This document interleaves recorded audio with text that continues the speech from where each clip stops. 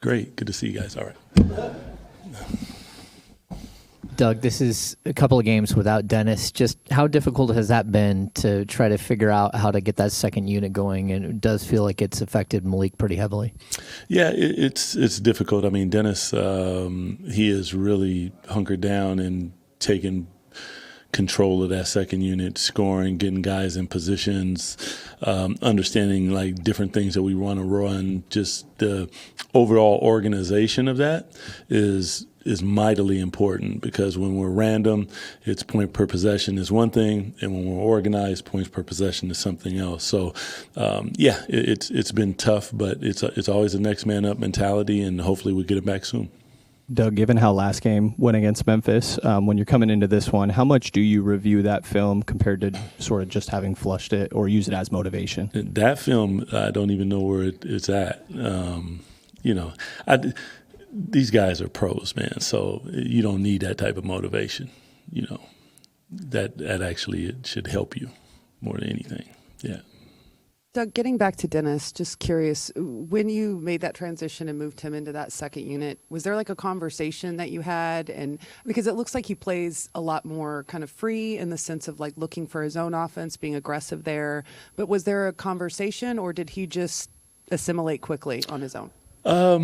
No, I think that I want to give him all the credit. I'm not taking any. I mean, any time that, I've been in that position before, and those are tough conversations, and it's not happy, but he has been a consummate professional. I'm just a pleasure to have on the team, and then to own that in the way that he has been quite a help, I think, to everybody, especially the second unit, and in his game has flourished in that position as well.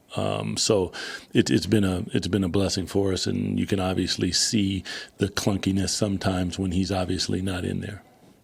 That final minute in Utah looked very intentional, giving Max the ball and giving him opportunities to score there, the 19 points that he scored. Just what have you seen from his growth quickly as a rookie? Max is, they say it's not true about a puppy growing 7 years and, all that in 1 year.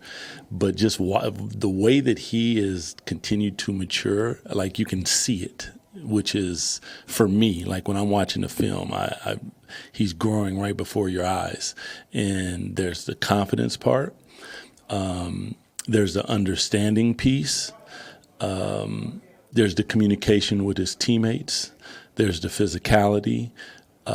He's just more comfortable when he's out there. So if that is true and he grows really fast, that is obviously a good thing. But he is he's one of my favorites. Like his personality, communicating with him on the floor, off the floor, in the locker room.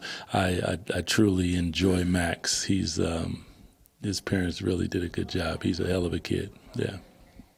Doug, speaking of Max, he was telling me the other night that he had a kind of a little exchange with Russ, like at halftime or at some point in the second half, about getting him going and little things, what to do, how to. And I just wonder, with Russ, we see some of the leadership qualities on the floor.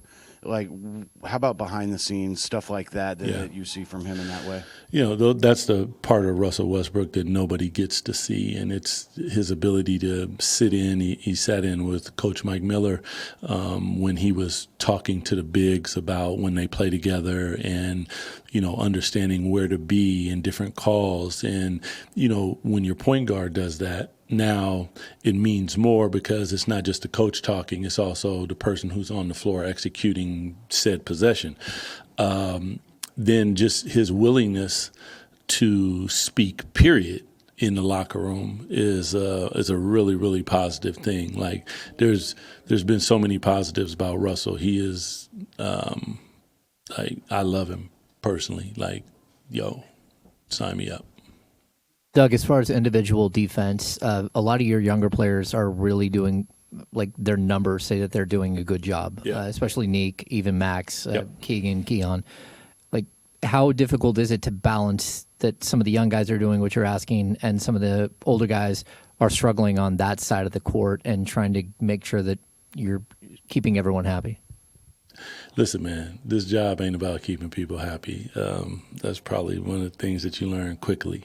But what I will say is, those young guys are going to earn their minutes. They need to be out there on the floor. We're going to play through their mistakes. And there'll be times where all that balances out, and then there'll be times where it doesn't balance out. And, everybody hates Doug. I'm okay with it. It's part of the deal, man. It just keep smiling and be blessed. Yeah. Appreciate y'all. Yep.